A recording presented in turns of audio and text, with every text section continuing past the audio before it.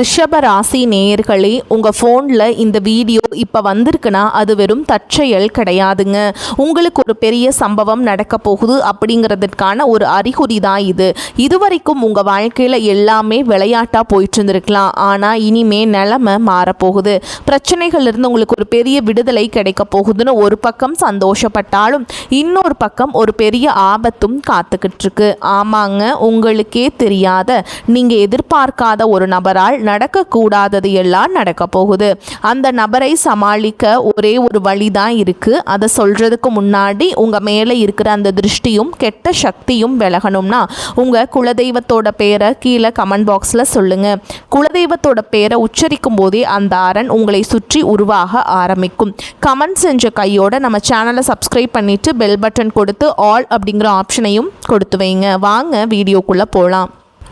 ரிஷப ராசியில் பிறந்தவர்களே, உங்கள் கஷ்டங்கள் தீரப்போகும் அந்த நேரம் இதோ வந்துவிட்டது. இனி வரக்கூடிய நாட்கள் உங்களுக்கு ஒரு பக்கம் மகா யோகத்தை அள்ளித்தர போகுதுங்க.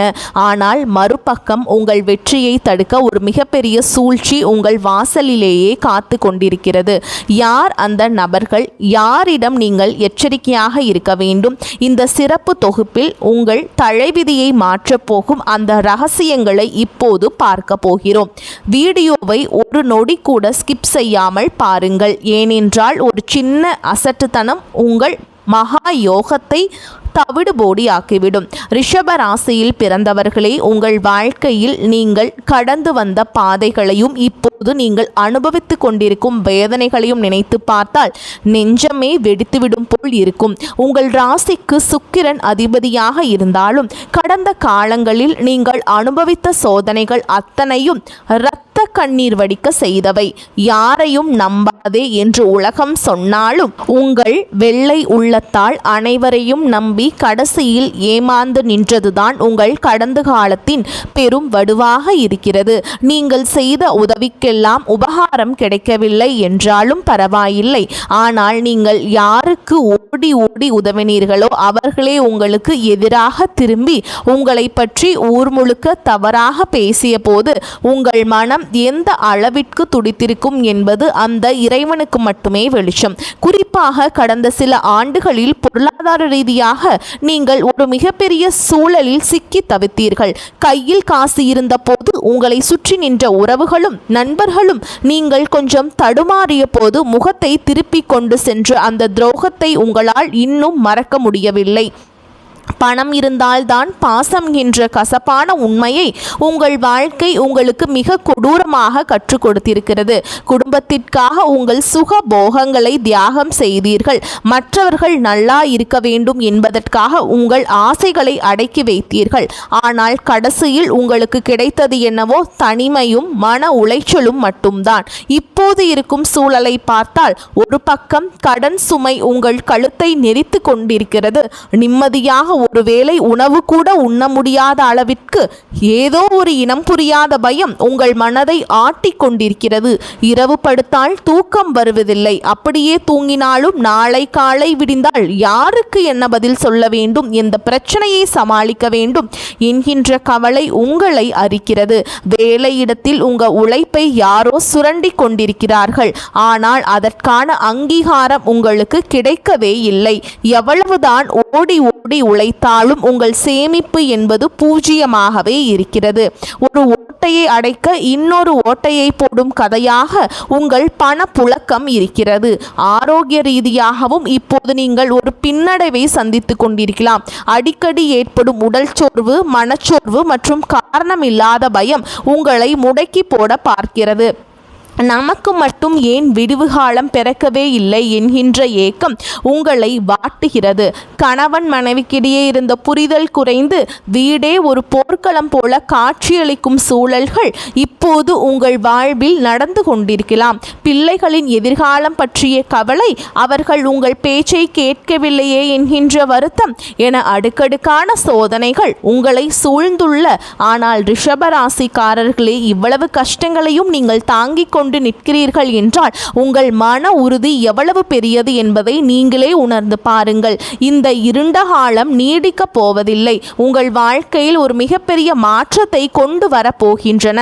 இத்தனை காலம் நீங்கள் பட்ட அத்தனை அவமானங்களுக்கும் கண்ணீர்களுக்கும் ஒரு மிகப்பெரிய முற்றுப்புள்ளி வைக்கப்பட போகிறது. உங்கள் ராசி அதிபதியான சுக்கிரன் இப்போது பலம் பெற்று வருவதால் உங்கள் கஷ்டங்கள் அனைத்தும் பனி போல விலகப் போகின்றன. இதுவரை உங்களை ஏளனமாக பார்த்தவர்கள் வியந்து பார்க்கும் அளவிற்கு உங்கள் வாழ்க்கை உயரப்போகிறது. இந்த துயரங்கள் யாவும் உங்கள் பொற்காலத்திற்கான ஒரு முன்னோட்டமே தவிர வேறு இல்லை. இனி உங்கள் வாழ்வில் வசந்தம் வீச போகிறது. கவலைகளை தூக்கி எறிந்துவிட்டு அந்த பொற்காலத்தை வரவேற்க தயாராகுங்கள். ரிஷப ராசியில் பிறந்தவர்களே, உங்கள் வாழ்வின் இருண்ட பக்கங்கள் அனைத்தும் கிழித்தெறியப்பட்டு ஒரு மாபெரும் ஒரு மகா யோக காலம் இதோ பிரம்மாண்டமாக தொடங்கிவிட்டது. இத்தனை காலமும் நீங்கள் அனுபவித்த சோதனைகளும் வேதனைகளும் ஒரு முடிவுக்கு வந்து உங்கள் ராசிக்கு ஒரு பொற்கால விடியல் உதயமாகிறது. விண்வெளியில் நிகழும் கிரகங்களின் அபூர்வமான சேர்க்கை மற்றும் உங்கள் ராசிநாதனான சுக்கிர பகவானின் அதீத அருளாசி காரணமாக உங்கள் வாழ்வில் இதுவரை இருந்த தடைகள் அனைத்தும் பனி போல உருகி மறைய போகின்றன. இது ஏதோ சாதாரணமான ஒரு மாற்றம் அல்ல. உங்கள் தலைமுறையை தலை நிமிர செய்ய போகும் ஒரு மகா யோக காற்று உங்கள் திசை நோக்கி வீச தொடங்கிவிட்டது. இந்த மகா யோக காலத்தில் நீங்க எதை தொட்டாலும் அது பொன்னாக மாறும் என்பது வெறும் பேச்சல்ல. அது உங்க ஜாதகத்தில் கிரகங்கள் நிகழ்த்த போகும் நிதர்சனமான உண்மை. இதுவரை தொழிலில் நஷ்டத்தை சந்தித்து இனி அவ்வளவுதான் என்று முடங்கி கிடந்தவர்களுக்கு புதிய முதலீடுகளும் லாபகரமான ஒப்பந்தங்களும் தேடி வரும். வேலையில் இருப்பவர்களுக்கு நீண்ட நாட்களாக இழுபறியில் இருந்த பதவி உயர்வும் ஊதிய உயர்வும் தடையின்றி வந்து சேரும். உங்கள் திறமைக்குரிய அங்கீகாரம் கிடைக்கவில்லை என்று ஏங்கிய உங்களுக்கு இனி சமூகத்தில் ஒரு மிகப்பெரிய மதிப்பும் மரியாதையும் உண்டாகும். உங்களை மதிக்காதவர்கள் கூட உங்கள் வாசலில் வந்து நிற்கும் அளவிற்கு உங்கள் அந்தஸ்து உயரப்போகிறது. பொருளாதார ரீதியாக பார்த்தால் உங்கள் கையில் பணப்புழக்கம் முன்னே இல்லாத அளவிற்கு அதிகரிக்க போகிறது. வராத கடன்கள் வசூலாகும். அடமானத்தில் இருந்த நகைகளும் சொத்துக்களும் உங்கள் கைக்கு மீண்டும் வந்து சேரும். புதிய வீடு கட்டுவது அல்லது நிலம் வாங்குவது போன்ற உங்கள் நீண்ட நாள் கனவுகள் நனவாக போகின்றன. குடும்பத்தில் இருந்த சண்டைகள் மனஸ்தாபங்கள் நீங்கி ஒற்றுமை பிறக்கப் போகிறது. குறிப்பாக கணவன் மனைவிக்குள் இருந்த கருத்து வேறுபாடுகள் மறைந்து ஒரு அந்யோன்யமான சூழல் உருவாக போகிறது. பிள்ளைகளின் எதிர்காலம் குறித்த கவலை நீங்கி அவர்களால் உங்களுக்கு பெருமையும் புகழும் வந்து சேரும். தடைபட்ட சுபகாரியங்கள் மற்றும் திருமண பேச்சுக்கள் இனி தேவதை வந்து ஆசீர்வதித்தது போல மிக வேகமாக கைகூடும். இந்த உங்கள் வாழ்வின் திருப்புமுனை நாட்களாக அமைய போகின்றன. பிரபஞ்சத்தின் ஆற்றல் உங்கள் ராசியை நோக்கி பாய்ந்து உங்கள் உடலிலும் மனதிலும் ஒரு புதிய தெம்பையும் புத்துணர்ச்சியையும் உருவாக்கும். இதுவரை உங்களை வாற்றிய உடல் உபாதைகள் நீங்கி ஒரு ஆரோக்கியமான வாழ்வு அமையும். உங்கள் முகத்தில் ஒரு புதிய தேஜஸ் உண்டாகும். நம்மால் முடியுமா என்று தயங்கிய காரியங்களை எல்லாம் என்னால் முடியும் என்கின்ற தன்னம்பிக்கையோடு செய்து முடிப்பீர்கள். அதிர்ஷ்ட தேவதை உங்கள் கதவை தட்டும் இந்த வேளையில் நீங்கள் எடுக்கும் ஒவ்வொரு முடிவும் உங்கள் எதிர்காலத்தை அடுத்த பல ஆண்டுகளுக்கு வளமானதாக மாற்றப் போகிறது. ஆனால் இந்த மகா யோகத்தை நீங்கள் முழுமையாக அனுபவிக்க வேண்டும் என்றால் உங்கள் மனதை ஒரு நிலைப்படுத்தி இறை நம்பிக்கையோடு செயல்பட வேண்டும். வரப்போகும் நன்மைகளை தக்க வைத்துக் கொள்ளும் பக்குவமும் விழிப்புணர்வும் உங்களுக்கு மிக அவசியம். உங்கள் வெற்றியை பார்த்து பொறாமைப்படுபவர்கள் உங்கள் திசை திரும்ப முயலலாம். ஆனால் அந்த தடைகளை எல்லாம் உடைத்தெறியும் ஆற்றல் இப்போது உங்களுக்கு கிடைத்துவிட்டது. ரிஷபராசிக்காரங்களே, உங்கள் கடந்த கால கண்ணீருக்கு சனி பகவான் கொடுத்த பரிசுதான் இந்த மகா யோகம். இனி உங்கள் அகராதியில் தோல்வி என்ற சொல்லுக்கே இடமில்லை.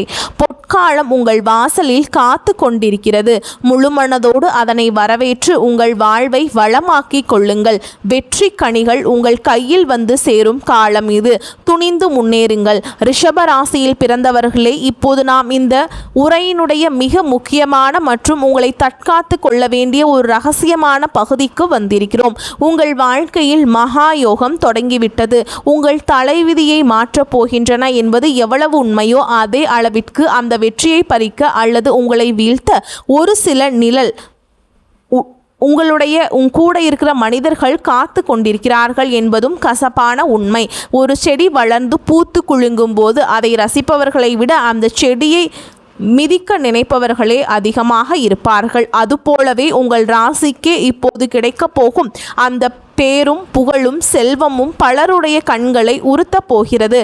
குறிப்பாக இனி வரக்கூடிய நாட்களில் நீங்கள் மிக முக்கியமாக ஒரு 2 நபர்களிடம் மிக மிக எச்சரிக்கையாக இருக்க வேண்டும். அந்த 2 நபர்கள் யார் என்பதை இப்போது நான் விரிவாக சொல்கிறேன்.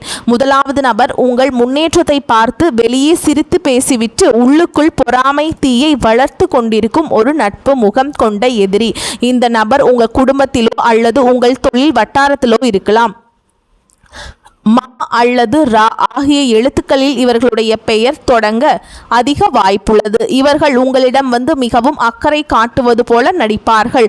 உனக்கு இப்போது நல்ல காலம் பிறந்திருக்கிறது, நீ இந்த இடத்தில் முதலீடு செய், அந்த நபரை நம்பி பணத்தை கொடு என்று உங்களுக்கு தவறான ஆலோசனைகளை வழங்கி உங்கள் லாபத்தை தட்டி பறிக்க திட்டம் தீட்டுவார்கள். நீங்கள் யதார்த்தமாக சொல்லும் உங்கள் குடும்ப ரகசியங்களையோ அல்லது தொழில் ரகசியங்களையோ இவர்கள் மற்றவரிடம் திரித்து சொல்லி உங்கள் பெயருக்கு களங்கம் விளைவிக்க முயல்வார்கள். எனவே இந்த 3 நபர்களையும் உங்கள் மகிழ்ச்சியை கெடுக்கிறதுக்கு வாய்ப்பு இருக்குதுங்க. அதை யார்கிட்டையும் பகிர்ந்து கொள்ளாதீர்கள். 2வது நபர் உதவி செய்வது போல் உங்கள் உழைப்பை சுரண்ட நினைப்பார். இவருடைய பெயர் நா அல்லது கா ஆகிய எழுத்துக்களில் தொடங்கலாம். இந்த நபர் உங்களுக்கு தெரியாமலேயே உங்கள் பின்னால் நின்று கொண்டு உங்கள் வெற்றிக்கான ஏணியை அறுக்க துணிவார்கள். நீங்கள் எடுக்கப் போகும் ஒரு முக்கியமான முடிவில் குறுக்கிட்டு இது வேண்டாம், பிறகு பார்த்து கொள்ளலாம் என்று உங்களை தாமதப்படுத்த பார்ப்பார்கள். அந்த தாமதமே உங்களுக்கு வரவேண்டிய ஒரு மிகப்பெரிய வாய்ப்பை நழுவச் செய்துவிடும். இவர்கள் உங்களை உணர்ச்சி வசப்பட வைப்பார்கள். தேவையில்லாத பழைய கசப்பான சம்பவங்களை நினைவூட்டி உங்கள் மன நிம்மதியை குலைக்க பார்ப்பார்கள். நீங்கள் மன ரீதியாக சோர்வடைந்தால் மட்டுமே அவர்கள் உங்களை ஆதிக்கம் செய்ய முடியும் என்பது அவர்களுக்கு நன்றாக தெரியும்.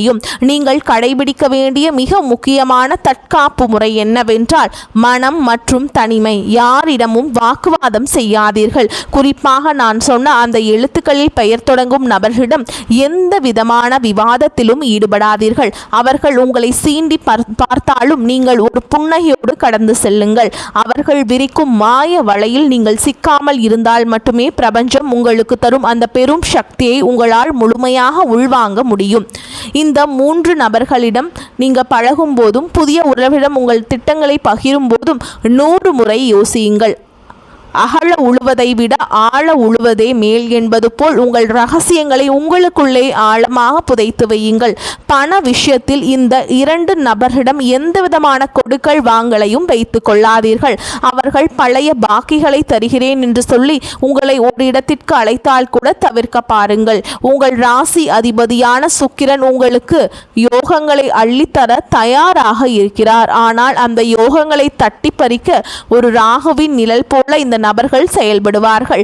நீங்கள் விழிப்புடன் இருந்தால் மட்டுமே இந்த மகா யோகத்தை உங்களால் தக்க வைத்து கொள்ள முடியும். உங்கள் வெற்றி கோட்டைக்கு நீங்கள் தான் காவல் தெய்வமாக இருக்க முடியும். ரிஷபராசிக்காரர்களே, உங்கள் பலவீனம் உங்கள் அதிகப்படியான நம்பிக்கைதான். அந்த நம்பிக்கையை நீ வரக்கூடிய நாட்களை மட்டும் கொஞ்சம் தள்ளி வைத்துவிட்டு எச்சரிக்கை உணர்வோடு செயல்படுங்கள்.